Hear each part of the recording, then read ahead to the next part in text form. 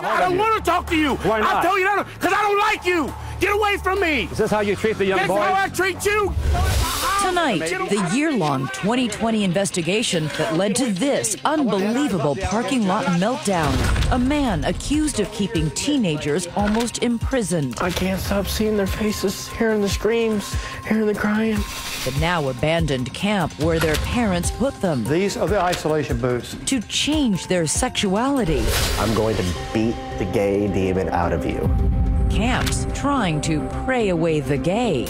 Going against the Word of God. But tonight, the teen who managed to escape, the retired cop who helped expose a nightmare. They should never have to suffer like this.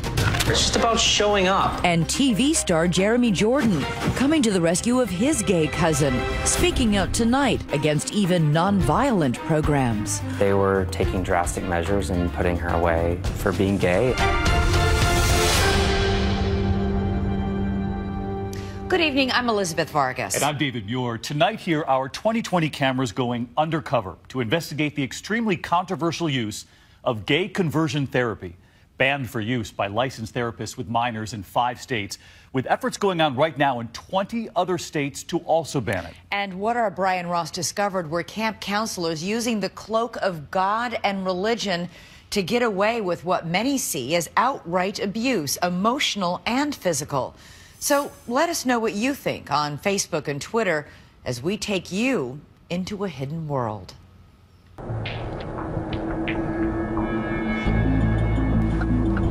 In 3/4 of a mile, turn left onto County Road 87.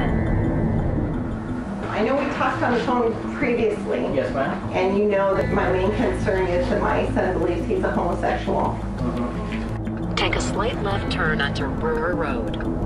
We found what we were looking for down a county road in Alabama, the Blessed Hope Boys Academy. Where's Brother Gary? Brother Gary. Okay, thank you. A place where a Christian pastor will tell our 2020 undercover investigators that with a Bible and sometimes a belt, he knows how to deal with teenagers who consider themselves gay. So nice to meet you. It's going against the Word of God. It is not biblically right. It is just one of a number of places discovered by ABC News in a year-long investigation. Some operating with brutality, and others with just therapy. Practicing a notion denounced by leading medical groups that gay teens can choose to change their sexuality. For every camp like this, there are 100 more that nobody knows about, that nobody's exposing on TV. Including one place run by men who call themselves Christian pastors with a track record of cruelty. These are not religious people. These are people that are using religion as a weapon against these kids for further abuse. The first leads in our investigation came months earlier from 2 gay teens who say they had been held against their will in so-called Christian camps or academies. One, a 16-year-old boy who arrived in New York on a late-night bus. Lucas Greenfield, telling us he had just escaped from one of the camps in the South. How you feeling? Tired? Really tired? And the other teen, 17-year-old Sarah Jabert from a small town in Texas, who was sent to a Christian boarding school for counseling 1 week after she defied her parents and went to the high school prom with her girlfriend. Their beliefs told them that people who were gay would go to hell, and so I think that the thought of their own daughter not being with them in heaven was probably upsetting to them. In the case of Lucas Greenfield, he was uprooted from Naples, Florida, which became his home after he was adopted at the age of 3. Lucas was raised in what he calls a Christian home, but he says he increasingly came to know he was gay, to his mother's great distress. Because she wanted me to change into more of like what she wanted me to be, which was very Christian, very religious, almost like a perfect kid. Lucas trying to find a place where he could be accepted as gay, and Sarah declaring her affection for a girlfriend in Texas. Both had to face what many gay teens find, a religious parent who cannot deal with their child's sexuality. It's this fear, it's all motivated by fear of somehow disappointing God. Susan Cottrell is the mother of a gay daughter. She works with other Christian parents to help them accept their children as they are. They send them to camps hoping to outsource the problem of their kids and get help for their kid not to be gay. Lucas's mother would not agree to appear in our report, but told us on the phone she was only trying to help her son. She eventually was like, you know what, you're going to a program. The first program where Lucas was sent was located outside Mobile, Alabama, in the town of Pritchard. It called itself the Restoration Youth Academy, surrounded by barbed wire. Since I've been here at this program, I've come closer to God and my family. For the outside world, the Academy used testimonials to promote itself as a place for troubled youth of all kinds to turn their lives around with prayer and the Bible. And God also intervened in our life, like really, really dramatically. Now closed, other teens sent here, both gay and straight, say it was a place of torture and abuse carried out by the so-called Christian pastor who ran the boys' facility. He claimed to be a straight homophobe, and he said that he would cast out every homosexual spirit in every single homosexual male and female. Galen Wheeler, one of the non-gay troubled teens, says he was a witness to how Lucas and other boys who were gay were treated. They would try to preach to him about how homosexuality was a sin and everything, and if that didn't get through to him, then they would resort to alternative methods, as they called it. Isolation, beatings, getting whipped with a belt. I can't stop seeing their faces, hearing the screams, hearing the crying. That's why I don't sleep at night. Lucas was only 13 years old when he says his mother left him here in the hands of the pastor, whose brutality would emerge once she left. He asked her, he's like, Miss Hughes, do you mind if we spank your kid? And you know what she said? Beat his ass. And did that happen? Oh yeah, it happened. Even worse, Lucas says, were these so-called isolation rooms where he and others were left for long stretches of time. I only got let out about once a day to go to the bathroom, and sometimes they wouldn't feed you the 3 meals they were supposed to. So this is worse than any prison in this country. Oh yeah. Prisons have laws and things they have to follow. This place, it was unlicensed. Nobody really knew it existed. But it turns out someone did know it existed. This Pritchard police captain, Charles Kennedy, who drove out here after a call from the concerned parents of another boy and discovered what he would call pure evil. But I thought, my God, he is here. Lucifer is here doing business in our city with these children. 450 miles away, outside Hallsville, Texas, this is where Sarah Jabert says she was also being held against her will, a Christian facility that claims it helps gay teens. Like Lucas, Sarah felt powerless to resist what her parents had arranged. I was kind of in shock for a minute, and then I started yelling at them, and I told them that they couldn't do this. But they did, and she says she was told she would be kept here for a full year.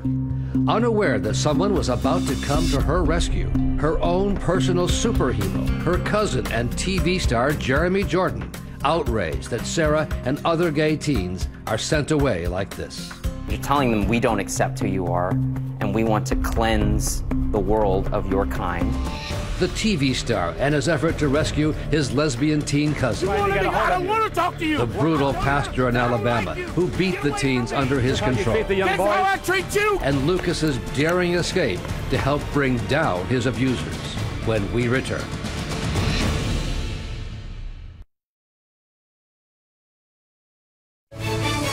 Once again, Brian Ross.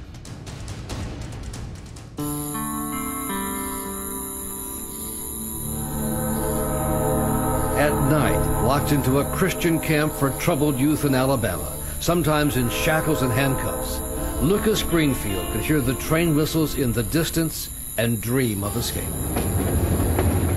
There's a train really close to there that actually goes to California. Thought safety, thought hope, but thought impossible. I would have done anything to get out of there. Anybody would have.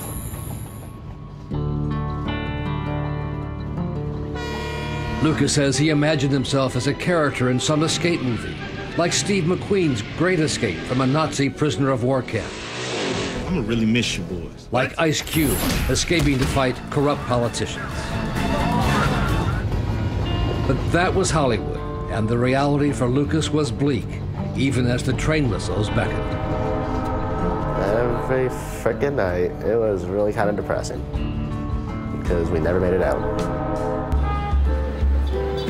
1 year after we first met him, a lost teen sent away and punished for being gay, Lucas was now 17, a young man with a new look, but still struggling to get over what he had been through. It robbed me of my childhood. Most people don't come back from stuff like that. Every day I try to become better, but it almost is like impossible. But what kept Lucas going, he says, was a determination to do something about the so-called Christian pastors he said physically abused him here, especially this one, William Knott, feared by the children for his quick temper and special leather belts for whippings. He had names for the belts. One of them was Judy, one of them was Sugar Mama. Karen Baser was a counselor at the camp who says she quit when she saw the sadistic abuse by Knott and others. Will Knott is a sadist. You think so? I know so. Anybody that has names for their belts to whip children with their bare bottoms is a sadist. Everybody was scared of him because they were afraid that if you don't listen to him, he's going to beat you. And it gets worse every time. Thrown in isolation and beaten and everything else. Because they were assumed to be gay. Gay was a sin? Gay is a sin, gay is evil, gay is the worst abomination to God, gay is horrible. Knott refused our request to talk about the allegations, so we tracked him down, catching up with him in a restaurant parking lot, where we saw for ourselves how this Christian pastor reacts to someone he does not like. I don't want to talk to you. Why not? I'll tell you that because I don't like you. Get away from me. Is this how you treat the young boys? That's how I treat you. Get away from me. Is this how you treat the young boys? Get away from me, sir. Court documents obtained by 2020 show that before Knott came to Alabama, he was accused in a lawsuit of what a judge called medieval torture at another Christian boys' academy for troubled youth, this one in Mississippi, including reports he used an electric cattle prod. You don't have a right to do this. I have a right to ask you a question, sir. I want to ask you. No, you don't. If I deny, what did you do to those young boys? Knott did not know it at the time we met him, but he was about to be taken down, and it would be with the help of Lucas Greenfield that it happened.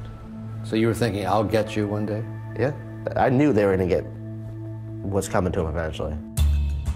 That day of reckoning began years earlier when the police captain, Charles Kennedy, showed up here and soon realized something was not right.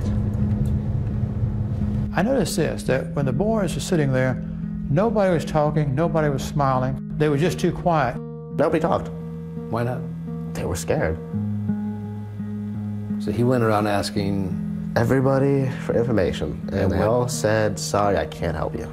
But when he returned, some of the children slipped handwritten notes to Captain Kennedy, pleading for help.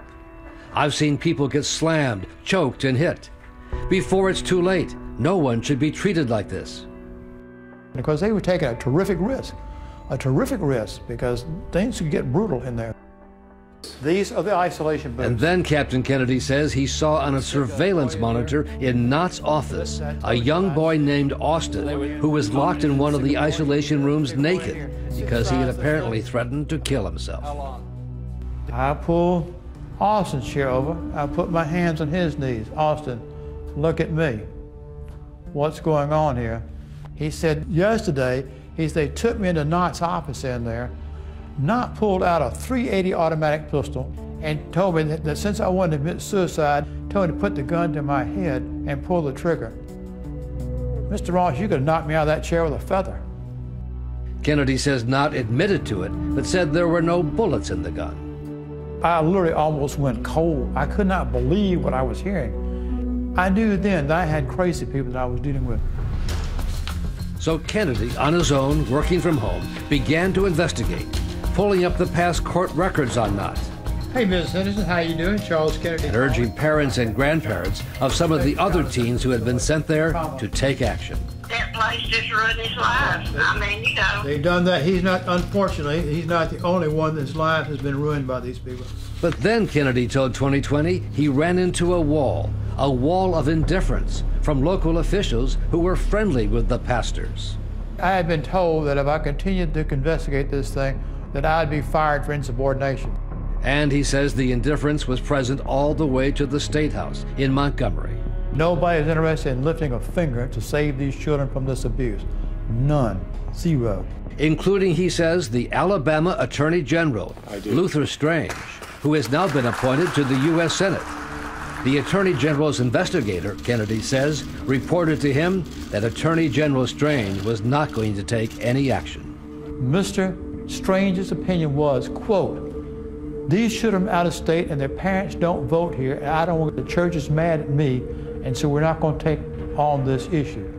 I don't know how he possibly could have gotten that word. It certainly didn't come from me. Outside his Capitol Hill office, Senator Strange told 2020 he sent 2 top investigators, but they found no wrongdoing. How could your investigators not find anything? You know, that's a good question, but I have total confidence in their... Was it a full investigation or just a cursory effort? They spent a significant amount of time there, it's my understanding. In fact, it was only several hours at the camp, according to the lead investigator, who told us he never interviewed any of the boys. With no one able or willing to act, the camp continued to operate for more than 3 years.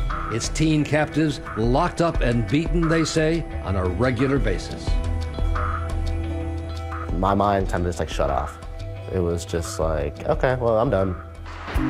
But then, with Captain Kennedy still on their case, the Academy left the town of Pritchard and moved in with a local church under a new name inside the actual city limits of Mobile. And it only took one parent to complain to the Mobile Police Department before officers moved in. Now, it was William Knott and 2 other pastors who were in handcuffs, charged with child abuse. And the teens inside, including Lucas, were free, finally. I live here, and this is a humiliation and embarrassment to think that we have tolerated this. When we come back, the TV superhero Jeremy Jordan and his lesbian cousin Sarah, what it took to gain her freedom.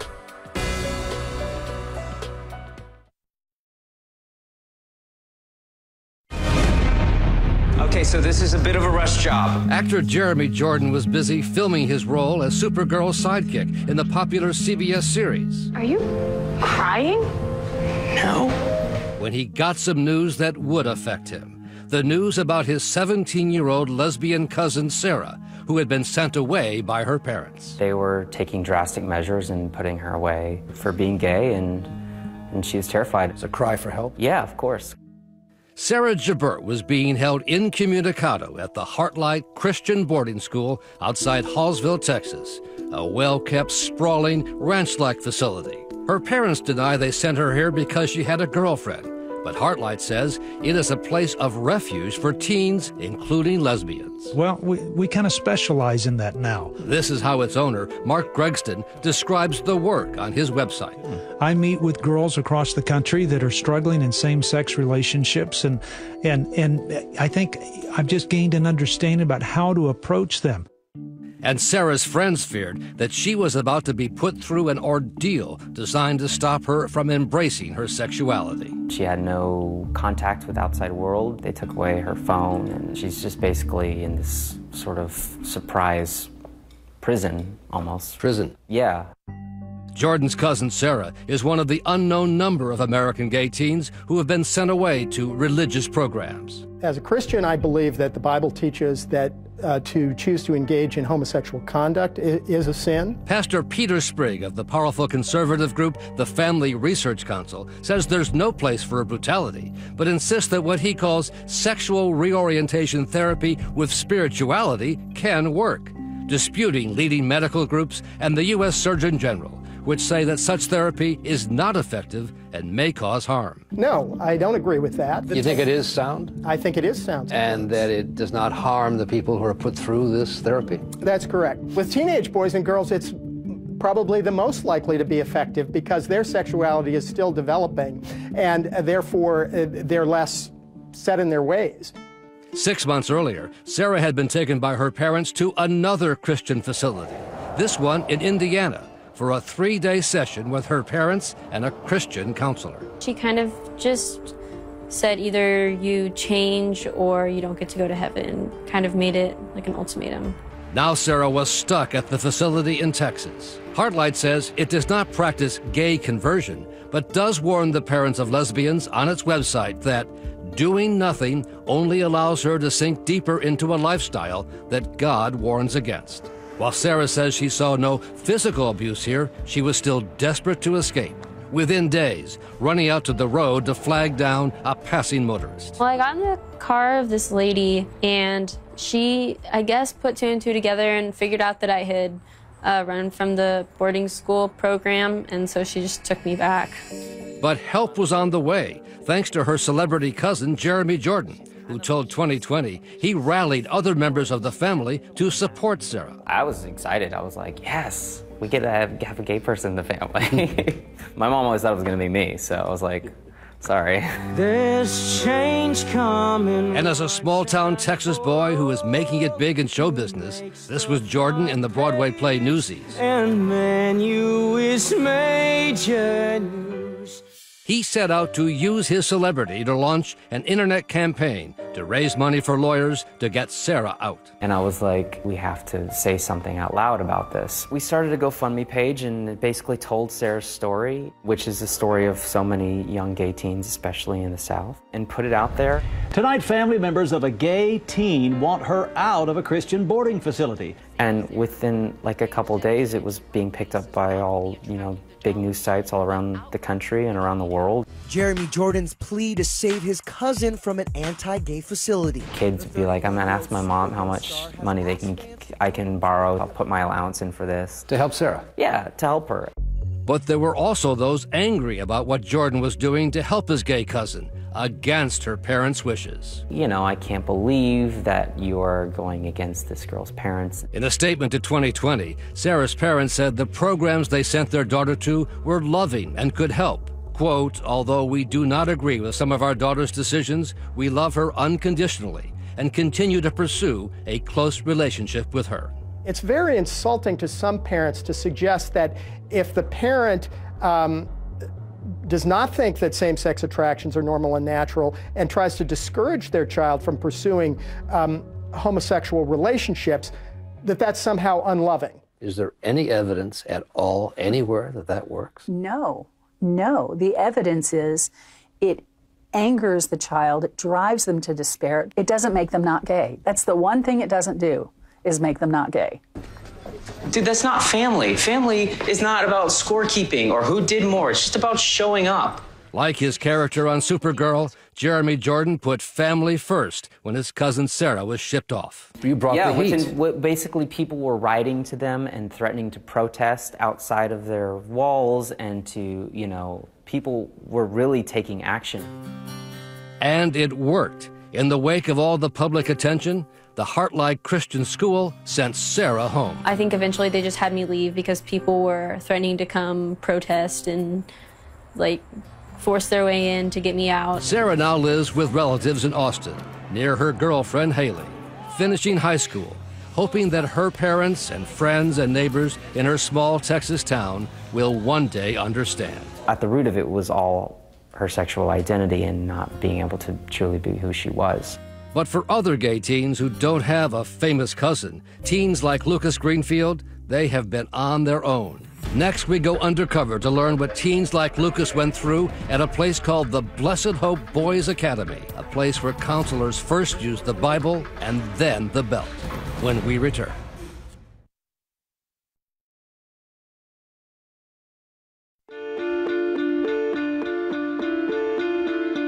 With the brutal pastor William Knott now in handcuffs, his so-called Christian academy shut down, Lucas Greenfield was sent back to his mother in Naples, Florida, more firm than ever that he was definitely gay, to the outrage of his mother. And she said, look, as Christian parents, as people of God, we cannot have you being who you are, your lifestyle of homosexuality. We cannot have that inside of our Christian house.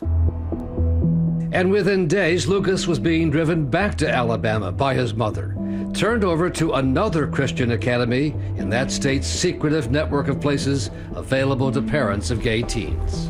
The Blessed Hope Boys Academy in Robertsdale, Alabama. They can help you. They can change your sinful ways through prayer and the Bible. And when you pulled in there, what did you think? Well, what the hell? What is this? And when I got out of the car, they were like, oh, you're that gay kid, right? And I'm like, great. Yeah, I'm the gay kid. They're like, well, we're gonna change that. And I'm like, no, you're not. Leading advocates of therapy to help teens reject a gay lifestyle insist there are no such places like this one. I think this idea of sort of reorientation camps is part of the mythology that has been built up around this, and they really don't exist. They don't exist. If you know of any, if you found tangible evidence of any, I would like to see it. Where's Brother Gary? So watch this video. Brother Gary. Recorded by a 2020 undercover team at the Blessed Hope Boys Academy. Inside, a chorus of teens singing hymns.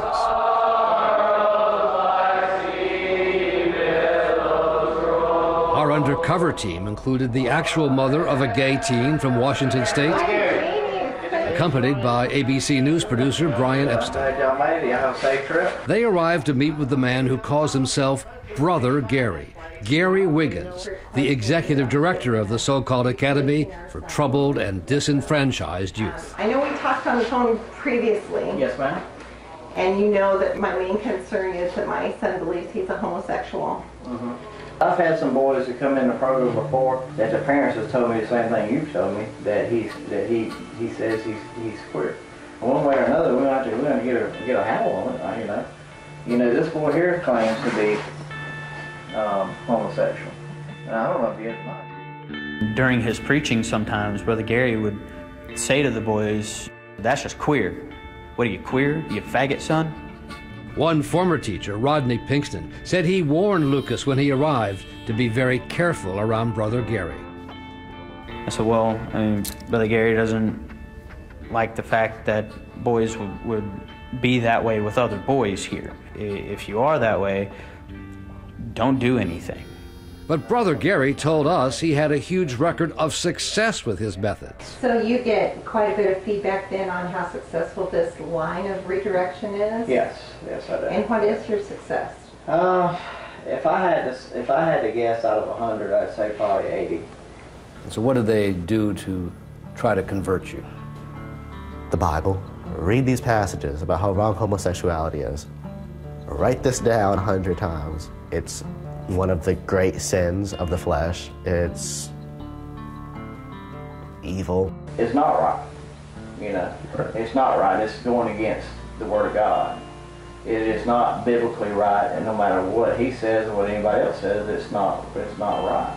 If you ever want to have a relationship with your parents again, you're going to drop this choice that you made. You made the choice to be gay, so now you need to make the choice to go back to being straight. And Lucas says, in the short time that he was here, Brother Gary moved from the Bible to the belt when he resisted. Well, you know you gotta turn straight, right? No, not gonna happen. Well, then we're gonna try to make you. Took a belt? Yeah, took off his belt, started swinging. I'm going to beat the gay demon and the Catholic occult out of you. Those are Brother Gary's words? Yes. I had big marks all over my back, on my leg. Actually, I had them on my arm, too. I had my hand when I grabbed it. Through his lawyer, Brother Gary said he has never assaulted any young men under his care in any way and requires parents to give written permission to strike their children, what he calls swats. I wouldn't do it just because, for one, just because he says he's queer. I'm not going to do that. Right. It's got to be something, it's got to get to the point where he's doing something really bad. Right. What he calls it a swat, what do you call it? I call it child abuse. So we got cows and then we got chickens here. On a tour of the facility, Brother Gary told our undercover team he likes to keep his boys here for a year or two and charges $21,000 a year. We got a doctor we use and a dentist we use. In the last 3 years, he has taken in close to $1 million. It's very disturbing to me that one man can be in charge of a whole camp like this and run it the way he runs it and has no oversight. Under Alabama's religious freedom law, neither Brother Gary, nor the Blessed Hope Boys Academy, nor anyone working here is required to be licensed or in any way supervised, because it's all considered part of a church ministry. He's ruling by fear. He can swat them. He can do whatever means it takes, he said, to get compliance. Of course they're afraid of him. I call it abusive. It's spiritually abusive, it's physically abusive, it's in many ways abusive.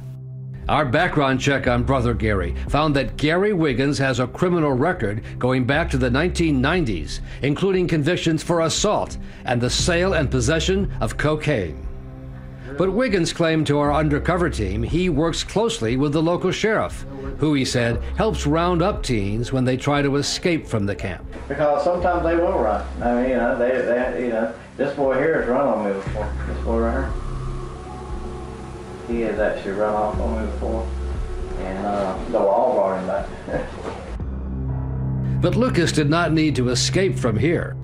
A few days after resisting Brother Gary and causing so much trouble, Lucas was being moved late at night to a new Christian ministry across the state line in Florida. When the staff stopped for gas at a bathroom break, Lucas made his break. I waited for the guy to get out of the car. I climbed right over to the driver's seat, opened the door, walked out, and I took off running. They were running after you? Yeah. I ran into a construction site, jumped the fence, basically stayed in the construction site overnight. Made it to the next little town over, and I knocked on the guy's door, and I told him, hey, this is what happened, I need you to call the police. I'm Brian Ross from ABC News. When we first met William Knott, he showed us the hair-trigger temper that so frightened the teens under his control. We've been trying to get a hold of you. I don't want to talk to you. Why not? I'll tell you that because I don't like you. But now at the Circuit Courthouse in Mobile, Alabama, it was a much different William Knott, finally facing justice, on trial along with two others for child abuse at the so-called Christian academy they ran. They want to bring in these kids from all over the country, far away from their real homes. They keep them there through abuse and coercion. They're making money off of the families. The case was prosecuted by Assistant District Attorney Keith Blackwood. This case is very important for Mobile County and for Alabama and really the country because these types of, quote, schools, and I use that very loosely, but these types of places seem to pop up all over the place. And arriving at the courthouse to be a key witness against Knott, Lucas Greenfield, the gay teen who says he was beaten and abused by Knott so many times, reunited with the now retired police captain, Charles Kennedy, who helped to rescue Lucas. This is payday. You have the power to tell people what they did, expose the evil these people stood for. Lucas and 5 other teens, gay and straight, took the stand, coming face to face with the man who they say so abused them. Was it difficult to face down, Will Knott? At first. Why? Because he tried giving me that little stare, that evil little man stare, like, I'm gonna do something, but he couldn't do anything. You told the truth? Yes. And what did you say? Exactly what happened. I told him about the beatings, I told him about the abuse, I told him about everything. Alabama courts permit video recording, but no audio. The handcuffs, the shackles, the isolation. Lucas's testimony is extremely important to the trial. The main reason is because he was one of the first witnesses that was willing to tell the truth about what happened. They were being threatened, and Lucas was one that finally said, something can be done this time. We need to tell the truth, and that's what happened. Mobile County jurors heard from child abuse victims today. And testimony in this case resumes tomorrow with more witnesses from the state. After 5 days of testimony, the case went to the jury. It's like a weight lifted off, and it's also really, it brings a lot of peace to me to know that I up for what I do is I stand up for what's right and what I believe in, and this was definitely something that I needed to do. And then the verdict, guilty on all counts. Nod and the other so-called Christian pastors taken away in handcuffs, sentenced to 20 years in prison. A sentence Judge Charles Graddick told 2020 was more than warranted, given the crimes committed. Very disturbing, Brian. And the sentence was severe, 20 years. Yeah, and I'm not so sure it wasn't severe enough. I hope that this sentence goes out across wherever these places might exist, to let prosecutors and judges and others know that these people can be prosecuted and severely punished. Conversion therapy has been widely discredited. Discredited practice of conversion therapy. Across the country, even for those places where brutality is not an issue, so-called gay conversion therapy remains highly controversial. In Washington, senators demanded to know how President Trump's nominee for Secretary of Education, Betsy DeVos, stood on the issue. It has been shown to lead to depression, anxiety, drug use, homelessness, and suicide, particularly in LGBT youth. Mrs. DeVos, do you still believe in conversion therapy? Senator Franken, I've never believed in that. But her Republican Party at its convention last year appeared to tacitly endorse the concept, supporting the right of parents to determine the proper medical treatment and therapy for their minor children, just like the language the Family Research Council uses to defend the legality of therapy for gay teens. I don't think it should be illegal because we allow parents to make a lot of decisions for their children regarding their medical care. We do not delegate to minors the ability to make these adult decisions. You call this medical care? Well, I call it a form of mental health care. There's a mental disorder they're trying to cure. That's what you're saying. Well, if someone is experiencing something mentally, like same-sex attractions, that is causing distress, then that's a mental health issue. I'm a Christian, a conservative, and a Republican. In that order. And the Family Research Council says it hopes efforts to make the therapy illegal will stop under the Trump administration. And you think they support your view? Well, I hope they support my view. When Mike Pence ran for Congress in Indiana in the 1990s, his campaign agenda included this: resources should be directed toward those institutions which provide assistance to those seeking to change their sexual behavior. According to the vice president's spokesperson, Mr. Pence did not and does not support gay conversion therapy. But it is the continued belief that there is a way to change a teenager's sexuality that led to the places where Lucas Greenfield and others were so abused. Me liking guys over girls, that's what messed up my whole life. Adopted at age 3, essentially abandoned at age 13, and through his ordeal with one brutal Christian pastor after another, there was only one adult Lucas would come to trust. He showed me that there are still good people out there that will do whatever it is necessary to help you. The Alabama police captain who put his career on the line to help, becoming the father figure Lucas wishes he had had. He went beyond being a police officer. He went beyond being a Christian. He went beyond anything. And Lucas did not know it, but as Kennedy worked to expose what was happening, Lucas and others were helping to fill the hole in the captain's heart after the death of his own son, Sean, from a serious illness. I miss him. And in a way, this is a mission on behalf of Sean. That's right. Because children